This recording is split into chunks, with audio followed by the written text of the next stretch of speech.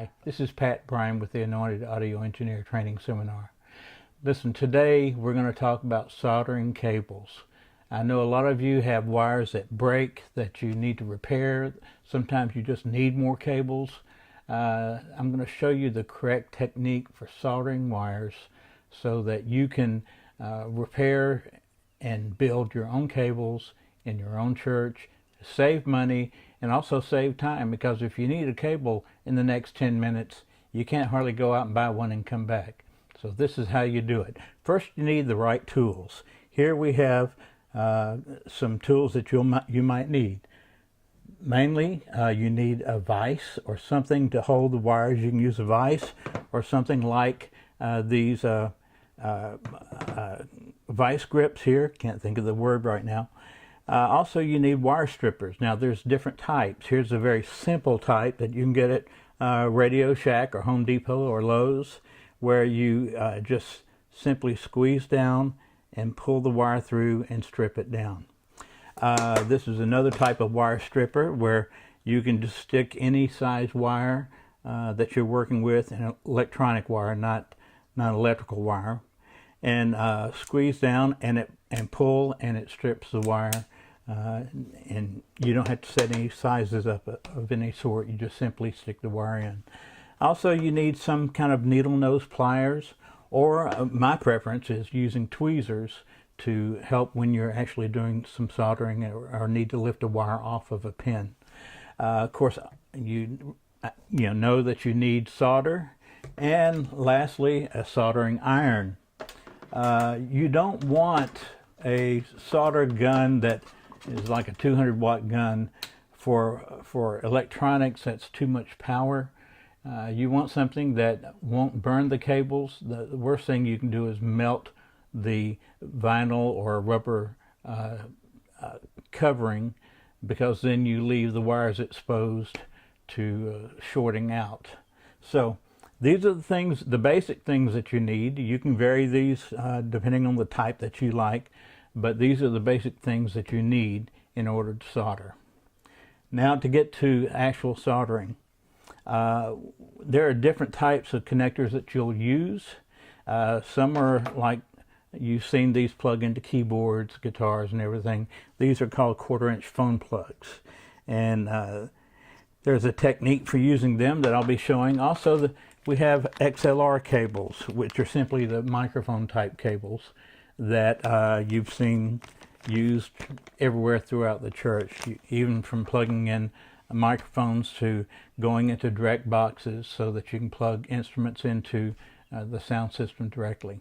So I'll show you techniques on both of these, and hopefully you'll be able to start building your own cables and making your own repairs. Now, there's different types of wire you can use in any type of system. I'll show you two of the main types of wire.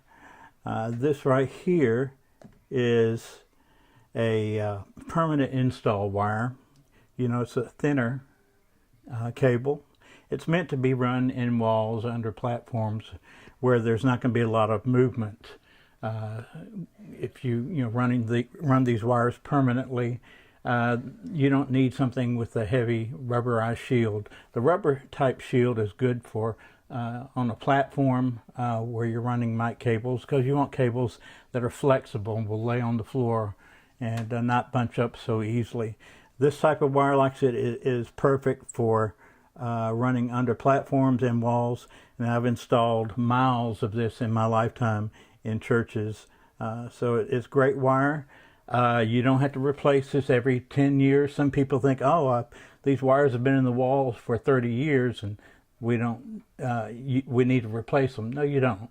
Unless there's been real harsh conditions or some rats have gotten a hold of some wires and chewed them up. These will last for a long time. All right, I'm going to show you how to prepare a microphone cable to put a connector on. This is one that I've already done. You notice that everything is already stripped back. Approximately 5/8 of an inch. You know, you can go 3/4 of an inch, even a 1/2 inch is not a problem. but then I have each of the individual wires stripped back about 1/8 of an inch. You don't want it to be more than that. You'd like to keep anything that is soldered or that's not soldered, anything that is showing outside of the pin that you're soldering to. You want that to have the covering, the coating here, so the cover, so you don't have a problem of shorting out.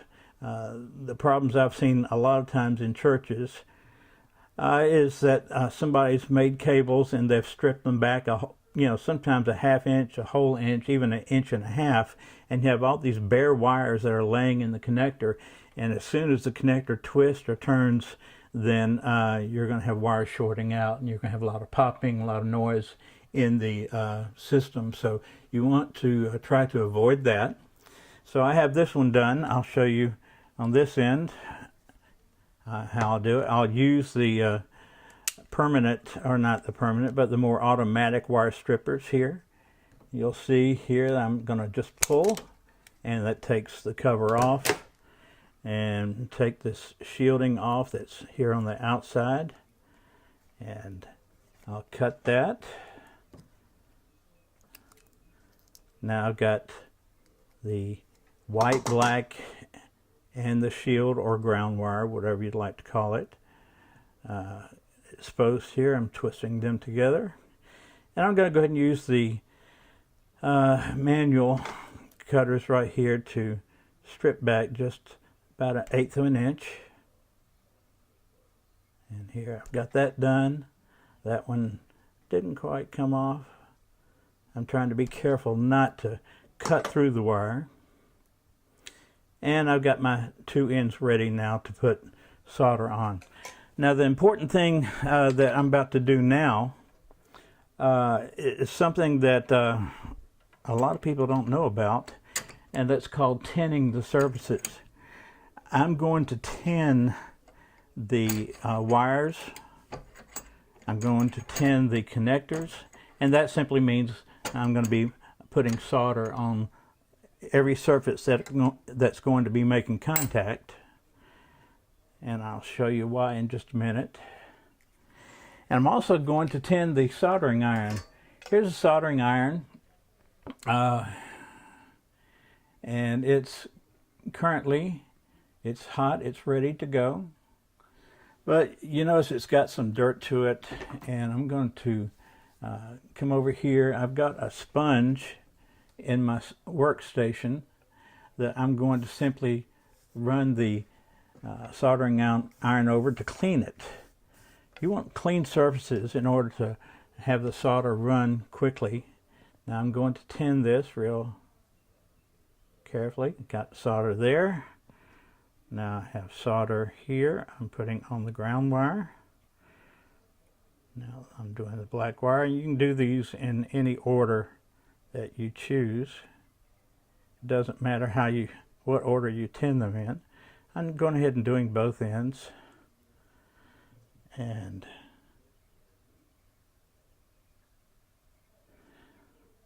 you'll also notice I'm tinning the ground wire way back, not just on the end, but along the whole open area.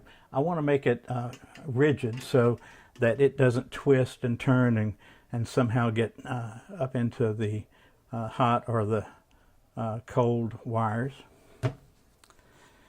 So by making it rigid all the way along here, it will stay in place. Alright, so I've tinned all the surfaces, including the soldering iron. The soldering iron itself I cleaned with the sponge so that that I didn't have any oxidation or anything on it. You don't want to contaminate what you're doing. And I'm tinning everything so that when I actually bring the connector out, I'm going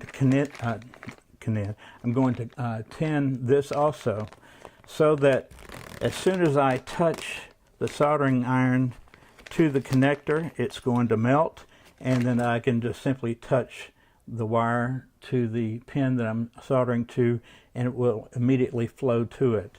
If you don't tin it, you might have to hold the soldering iron on the wire for many seconds and while you're trying to apply solder, and in which case when you do that you're going to burn the outer cover, and you're going to have chances of having problems in the future.